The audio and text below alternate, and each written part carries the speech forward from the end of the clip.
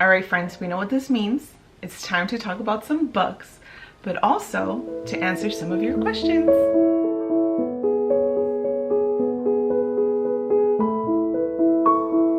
Hello, friends. Welcome back to this space. For those who are new here, hi, my name is Kim. I am an author, illustrator, and here on my channel, I like to create cozy and intentional content about books and lifestyle and writing. Today, friends, I bring you a Q&A video. I have reached huge milestones here on my YouTube page, and one of the biggest things that I want this YouTube space to be for me and for those who tune in is to be a sense of community. And I feel like that can only be possible if you guys really know who I am and I get to share a little bit more about me other than just the videos that you guys get to see here on my channel. So I figured that I would just sit down and answer some of your questions. I posted a few posts on my community portion of my YouTube page where I let you guys put in a few questions that you want me to answer. So I have a few questions here that I wrote down from fellow viewers and subscribers that I'm going to be answering in this video. And I'm so excited for these questions because I feel like these questions really encompass as a whole who I am as an individual, as a reader, as an illustrator, as a writer. So I feel like these are great questions for you guys to get to know me. So without further ado, friends, please grab yourself something warm and cozy to drink, bring some snacks, and let's get to know each other a little bit better. And that is only going to be possible if you also let me know a little bit about yourself. So I would appreciate it if in turn you tell me down in the comments your name or what you like to go by. Let me know where you're from, and also let me know what book best represents who you are as an individual. Leave that title down below. I would love to check it out. I think it's going to be fun and interesting to see what book represents who you are, who we are as individuals. I'm also going to be answering that question, I think, towards the end of this video. So without further ado, friends, let's get into today's video. So I'm going to start off with two questions here that I inputted into this question roster before I get into the actual questions from viewers and subscribers. So the first question is, who am I? Who are you? Who are you, Kim? So my full name is Kimberly Rodriguez. I recently got married, so now it's Kimberly Reed Rodriguez, and you can call me Kim. I am the eldest child of undocumented parents. I have 3 younger siblings, and I am a family girl's girl. I love my family. We have a great relationship. I have a great relationship with my parents and my siblings, and we're all very close. So that means I am a first generation, and I think this is very important to note because being a first generation, being the first generation of my family to live in the States, because my parents are from Mexico, it is vital to say that, and also in this space because that will really reflect the type of books that I like to read and the type of content that I like to create for social media for my fellow viewers. So for me, it's very important to mention that because that is a reflection of who I am. So yes, hi, my name is Kim. I am a first generation. I am the oldest of 4. I am married. I have a pup named Dovey, whom I love, and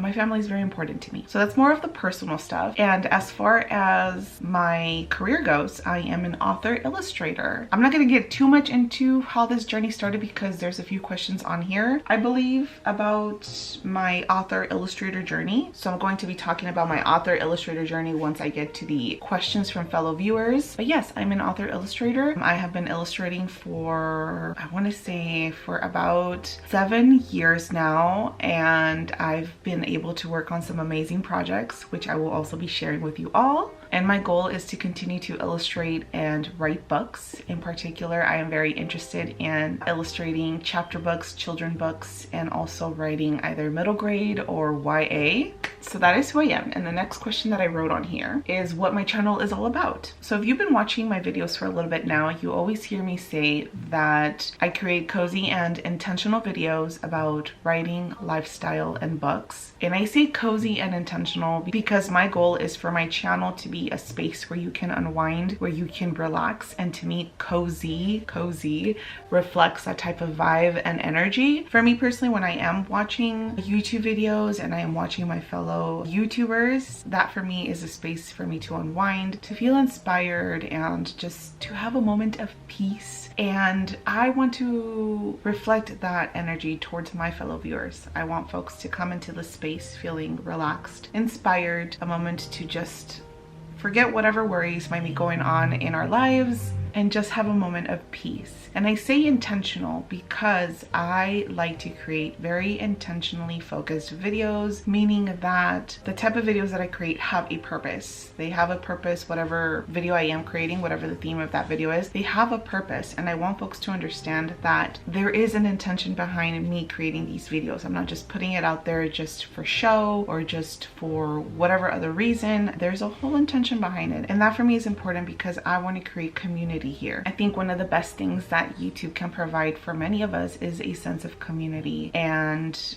that to me is very important, is to not just create videos just to create, but to actually create friendship. I think it is very fun when you're talking to other individuals about some of your favorite books and recommending books, and we're just bouncing ideas off of each other. So that is very important for me, and that is something that I want that to be reflected here on my channel. That is what my YouTube channel is all about. Also, on that note, it is very important for me to read diverse books. As I mentioned, I am a first-generation Latin woman, so I strive to read diverse books. It is important for me to see myself and for others to see themselves reflected in beautiful stories. So I like to keep my bookshelves diverse and my TBR piles diverse. So that is a big theme that you will see here on my channel as well.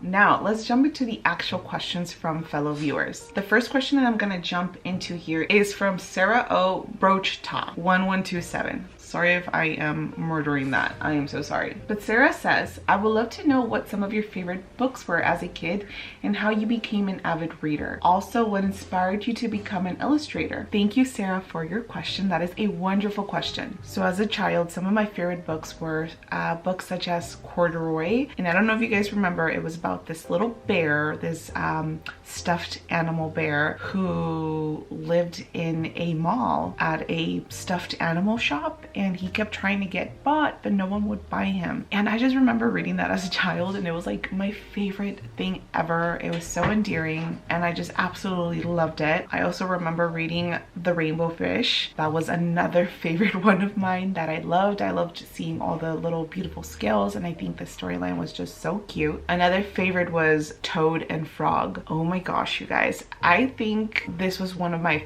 favorite children books ever. The friendship between Toad and Frog was just something that I wanted in my life. It was so beautiful. Ooh, as well as Where the Wild Things Are. That's another favorite book of mine that I just absolutely loved. I actually have a copy of Where the Wild Things Are, and I like to read it every year. It is quick, it is nostalgic, and it just gives me all the great feelings.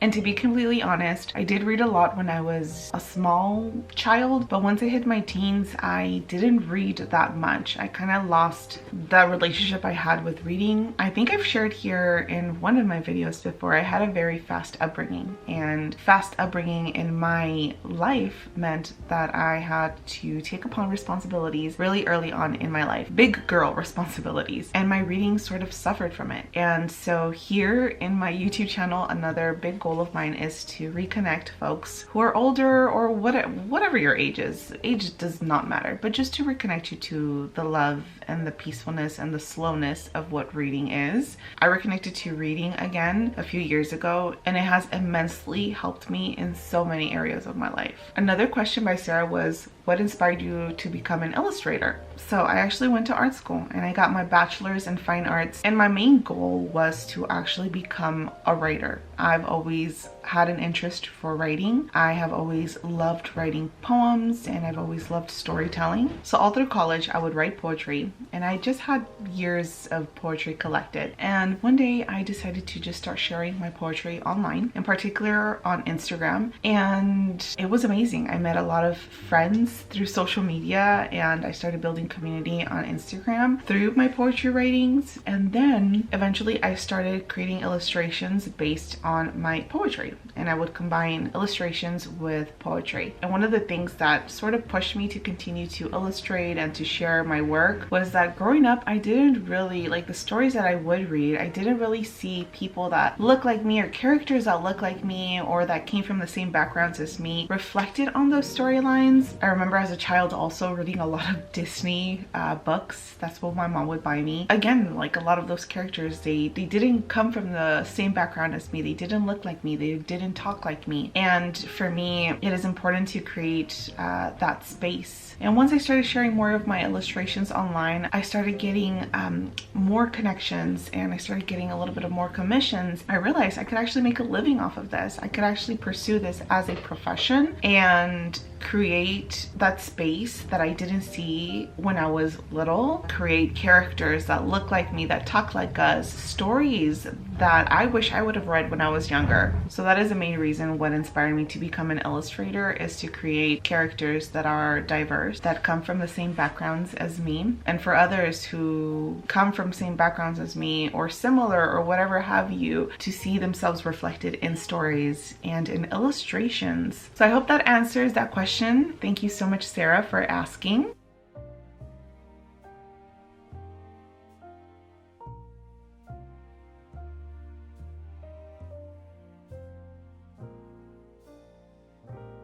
The next question is by Sheila Joy, and their question is, would love to hear you speak about how you juggle YouTube, author things, art, Patreon, and your part-time job. Yes, it is a lot. I have been juggling all of these things for some years now, and I will be the first one to say that it is not easy. And my best advice when it comes to juggling all these things and all the things that we're passionate about and that we want to do as creators is to, yes, create your schedule, create your routines around all the things that you want to create and that you're passionate about creating, but also create your schedule and these timelines in a way that best suits you. And when I say you, I mean all of you, like that best suits your body, that best suits your mental space, all of you. I live with a chronic illness, and it is very hard for me to sometimes get to projects that I'm very passionate about and want to do. And the best thing, and this has been like trial and continuing to learn from previous things that I've done in the past, but the best thing that I've been able to do for myself is to create a schedule that best suits me by not overwhelming myself with so many major projects. Over the last 2 years, I've had to say no to a lot of like projects or to a lot of things that I've been wanting to create for a while now, because I know my body and I know myself, and I know that I will not be able to get to those type of projects with a clear head. And so I've had to be realistic with myself in a lot of ways about the things that are very much achievable now, rather than the things that I still need to continue to work on progressively over a span of months. I've been better at scheduling days off for myself, especially as a freelance illustrator. Before, I used to be an individual that would just work 7 days out of the week. I wouldn't even notice it because I love the work that I do, and it's just so easy to get lost in work that you're passionate about that you won't even notice that, hey, I didn't even take a day off. So these days, I like to keep my handy dandy planner and really give myself days off, and to really give myself a time frame of when to stop working. And as far as juggling, like, Patreon and YouTube and commissions and all that stuff that I have going on, I like to have set days that work for my own personal schedule about when I create YouTube videos, when I edit my YouTube videos, when I'm working only on Patreon stuff. So I have set days that are just dedicated to, like, for example, let's say like Tuesday is dedicated just to Patreon stuff, and then like maybe Mondays and Wednesdays are just for YouTube content, and maybe that leaves Thursdays and Fridays for commission work or maybe other admin work and stuff like that. So I like to create a schedule like that, of course with some flexibility of just having things change. And so I split up my schedule like that. Now my whole freelance and artist career, I have spent it working part-time jobs and working even full-time jobs, where what I'm doing now was considered my part-time. Yeah, it was a struggle. It was a struggle to have to clock out of your 9 to 5 and have to come to my desk and clock in for my creative job. And again, the best thing that I would do is to give myself breaks in between, because for me it's better to create from a clear headspace rather than to create from a headspace that is tired and overwhelmed. Even if there were days where I just didn't feel great and I just didn't feel up to being creative, even though I had a schedule to keep to, I would not do anything until I felt better. Because I think for me, what has happened in the past when I forced myself to be creative or to create in general, I sort of found myself building a sort of resentment towards my art, towards the projects that I had going on, and it just didn't feel good. So it's good to practice safe boundaries even with your own artwork and to give yourself those days off, because trust me, you're going to need them, especially if you're creative with also a part-time job or a full-time job on the side. It is very hard. So give yourself those days off. Currently right now, I do not have a part-time job. I just quit my part-time job right before the holidays started. So I'm slowly just dedicating to YouTube and then the commission projects that I have going on, as well as my Patreon, which is bringing income for me. But prior to me creating these spaces such as Patreon and being able to grow my Instagram, which brought clients and commission work, the best way that I was able to balance both my part-time job and Patreon and commission work was to just stay organized and to give myself those days off where I can recharge and re-energize myself. Currently right now, I am not working a part-time job. I do have the financial capacity to be able to dedicate to my creative endeavors because I do commission work and I do have Patreon. So it's bringing me some sort of revenue. But prior to me building these opportunities for myself, I did work a full-time job and juggled my creative endeavors all at once. Best suggestion I can give is to create a schedule that works good for you and to have some days where you're going to be working either on just YouTube things or on just Patreon stuff or on admin stuff or whatever it is that you have going on in your life. Even if there's a day that you have to show up to work and you just don't want to do anything creative afterwards, honor those moments for yourself. The best way that you can show up to your creative endeavors and to even your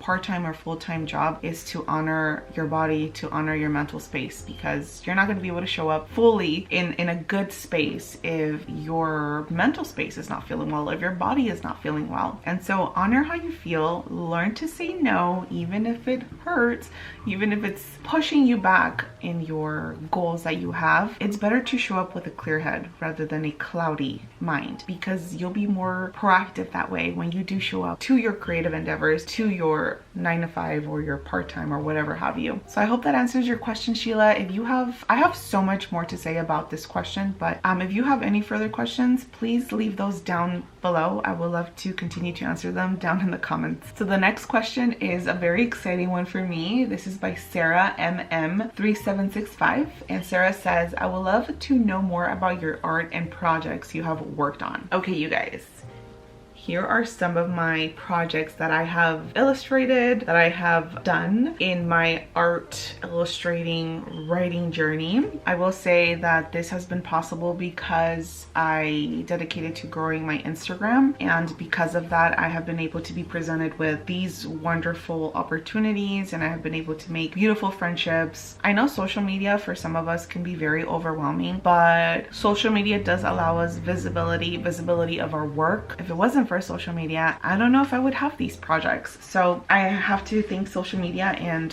the dedication of continuing to push my work out there for being presented with these opportunities. So I'm going to share the first project that I ever worked on, or that I was presented with, and that was to create a cover for an anthology by Lorraine Montague, and it is this. I will say that I am an artist and an illustrator that is very much rooted in the spirituality and esoteric type of content. Now I'm trying to expand my work, but when I first started, I'm fascinated, and I still am, by spirituality and by esotericism and wellness. So those are things that I'm very passionate about. So I first got presented with creating the cover for Brujas, The Magic and Power of Witches of Color by Lorraine Montague. I was reached out by the author and asked if I would be willing to create the book cover to their first debut book. Once they told me what this book was about, I was like, yes, Please. This is an anthology of sort of interviews of a variety of people who identify themselves as witches, as brujas. In particular, these are witches or brujas or brujexes that are people of color. And it is an interview just about their practice, about their spiritual journey, about what it means to them to be brujexes. So of course, I just had to say yes to creating the cover to this book. It was my very first big project and I was just so excited. So that was the first project that I ever worked on, and then I was reached out by another upcoming author if I could illustrate their book cover and interior images for a book that they were releasing, and that is Tarot for Pregnancy by Brittany Carmona Holtz and art by me. This is published by Row House, and when I was reached out, I was just so excited for this project. This is sort of like a manual on how to read the tarot when you are expecting, or when you are trying to conceive, or when you have conceived and you are in your postpartum stage. So it takes you through the tarot and it tells you how that aligns through your conception journey. I love this work so much because Brittany is not only someone who is educating you in the tarot and how it aligns with conception. Brittany is a doula, and I love their work so much, especially here on Tarot for Pregnancy, because she advocates a lot for people of color, especially in the doula world. I really appreciated that, and it's important again for me to align myself with projects that reflect who I am as an individual, and this was just an amazing project. I also illustrated some of the interior images, which I'm not going to show you all of them because some of them they have nudity in there, so yeah. But yeah, that was Tarot for Pregnancy. And I also illustrated this little book cover right here. This is Sun-Kissed Child, Poetry in Black Life by Sierra Etes and forward by Aze Williams. I was reached out by both Sierra and Aze if I would be willing to create their book cover for their upcoming poetry book, and I immediately say yes. The energy from these two was just so beautiful, and I already knew it was a project that I wanted to align myself with. They gave me their vision of what they envisioned the book cover to look like, and this is what came out, and it was just so beautiful and it was just so much fun. This poetry book is just, the words is just absolutely gorgeous. I love this project so much. I also did this image. This image actually I had just illustrated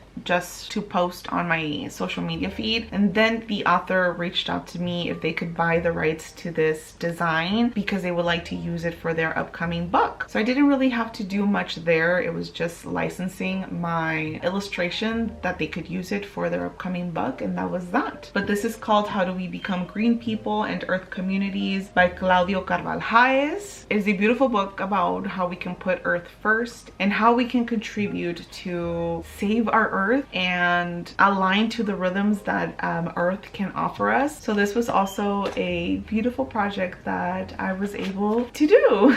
So I've created some book covers, and I have also created some packaging. These are a little bit of some packaging that I created for a brand called Ia for Luna, and they are based actually in Tokyo, Japan. So that was really exciting to work with a brand that is based outside of the United States. So I created these packagings for them, and these are salt baths that you can use when you take a bath. And the cool thing is that they are CBD salt baths. So that was amazing, and each one of them is supposed to have an intention.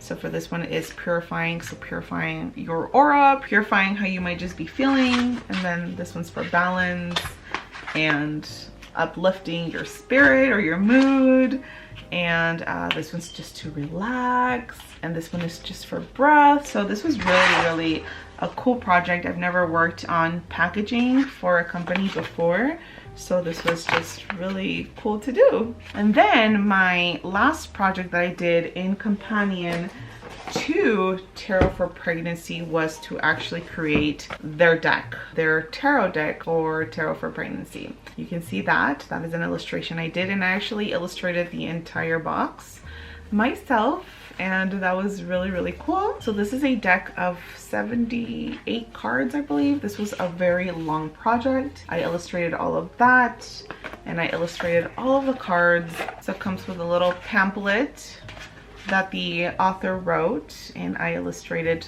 the cover right here, which is the same one for the back of all the cards. But I created this very colorful tarot deck, and this was by far one of my biggest projects I've ever done, and it was just so beautiful to see it come to life. It was just really amazing. I really love this project so much. It was a beautiful thing to do with the author as well as Row House Publishing. So those are the projects that I have worked on. Of course, my first debut book is coming out on May 21st, and that is Incantations Embodied, published by Spirit Mountain Press. That is a self-help wellness book, and I am just so excited. I illustrated and wrote it, and I cannot wait for it to come out. So thank you, Sarah, for asking that question and allowing me to showcase all these wonderful projects that I've been able to work on. The next question I have on here is by X Water Soul X, and they say, what advice would you give to an aspiring creative entrepreneur? What has been your journey as an entrepreneur, freelance artist / author? So the best advice I can give to an aspiring creative entrepreneur is to find ways to make different income streams. Do not just solely rely on one thing to make you money. When it comes to being creative, we don't have a steady paycheck, and that is by far one of the hardest things as far as being a freelance creative, is that you don't have a steady check coming in every 2 weeks, every week, every month. And in many instances, let's say you do dedicate to just maybe opening up an art shop where you sell your art prints and stickers and whatever else might have you. But there are times where you are going to experience maybe that it is a little bit slow in that department. And so having a variety of different income streams, such as starting a Patreon, such as taking commissions, such as maybe having an online shop, all those different income streams, when one is lacking, the other one can help support you. There are a variety of ways that you can create different income streams as a aspiring creative or entrepreneur. Before, I was just solely relying on my online shop as well as my commissions to bring in a steady income for myself, but oftentimes when that would lack, I didn't have anything else. Eventually, I ended up opening a Patreon, which, by the way, I am revamping. There's a brand new Patreon thing coming in February, so look forward to that. So yeah, I opened up my Patreon. I am fully committing to building up my YouTube, so that can also give me some sort of income, because as much as we love creating and sharing art and creating videos and all this stuff, we also need to make sure that this is actually being sustainable. Our bills are not going to wait for us, and we need to be able to pay our bills, to put food on the table, to pay our rent. So we need to be honest about that, and the best way that we can do that is to create different income streams so we can continue doing the work that we're passionate about while also getting a sustainable income. So I hope that answers your question, Water Soul. Thank you so much for that question. The final question that I have on here is by Jess Lamplight, and their question is, have you always been one with your culture, or did you pick up practices after learning about it? I am a second generation Mexican and want to know more about my ancestry, but also feel so detached from it all. I appreciate this question so much because, like I said in the beginning of this video, my roots, my culture,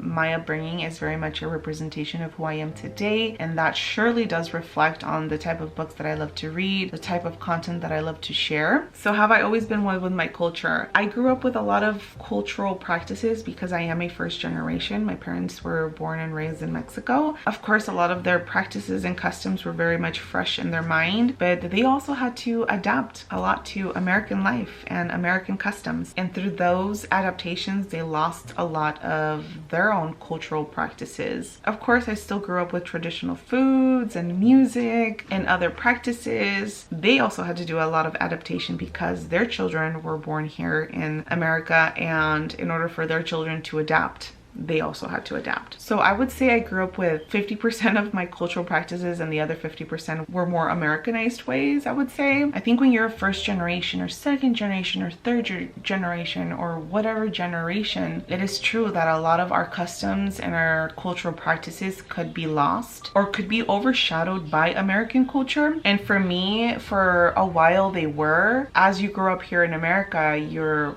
very much told and everything's in your face that you have to adapt to American culture. But as I got older and I started to analyze more the things that are important in my life, and I started to really reflect on how I want to live my life and what that means, not just professionally in my career, but also just as a human, and what I want to leave for the future generations to come. And for me, I realized that it was important for me to continue to speak and to live in the presence of my culture. And even if I had forgotten, or if American culture overshadowed my own cultural roots, and so even though I didn't see much of my culture reflected on media, on books, on illustrations, or whatever have you, it became very important for me to seek those things out, to create those spaces for myself. So I have a lot of books on my culture's practices, on folklore stories from my culture, on history books on my culture, because I realized that even though this information wasn't present for me as I grew up here in America, I could still go out of my way to reclaim these practices. And I find that important to reclaim our cultural practices and our cultural stories, because they are a part of us. We come from these stories, we come from these practices, and if we decide for these practices to be lost to us,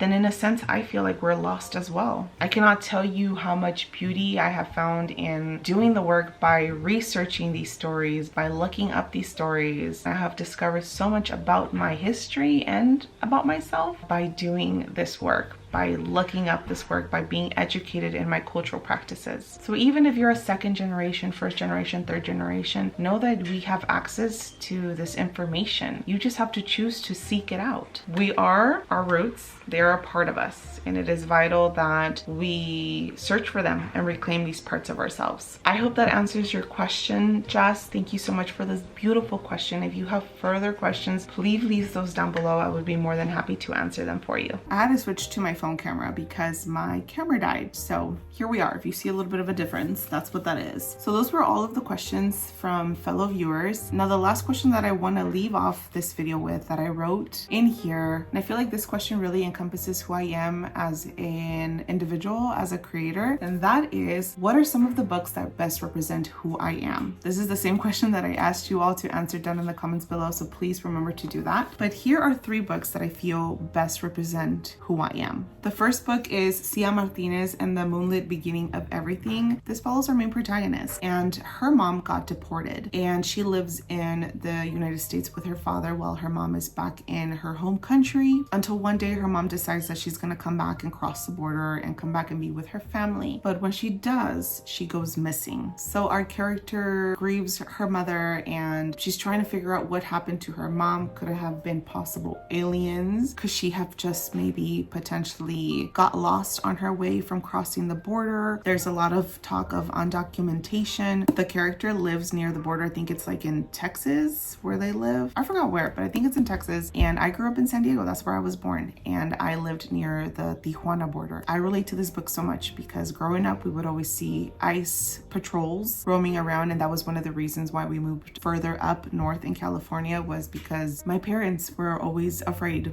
because of all the deportation that happened. This is a big book that represents sort of who I am as an individual, and I relate to the main protagonist so much as well. The next book that I would say that best represents also who I am is Witch of Wild Things by Raquel Vasquez Gillian. I read this book last year and I absolutely loved it. This is a book about family. This is a book about 3 sisters. I have 2 sisters and a younger brother, and this storyline just reminded me so much about the love that I have for my own siblings. I have a very beautiful relationship with my siblings, and this just reminded me of that. And on top of that, it is witchy, and it has to do with cultural practices and discovering our potential and our magical abilities. It is about losing our power, losing our voice, but then refinding it all over again. It had big topics such as grief and also overcoming them and finding yourself amongst that grief. So I would say that this is another book that would really encompass who I am as well as an individual. And the last book that I would say also portrays who I am is